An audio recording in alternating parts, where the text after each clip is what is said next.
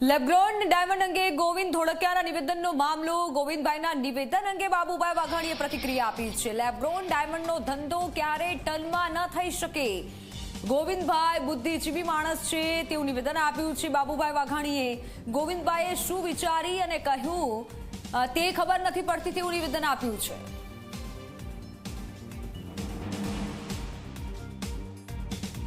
જવા માટે તો પહેલા રત્ન કલાકારો જ નથી. એટલા આપણા આખા ટનમાં ઘસવાય ને તો આખા ગુજરાતની જેટલી વસ્તી છે ને એ બધી ઘસવા માંડે તો ટનમાં જાય.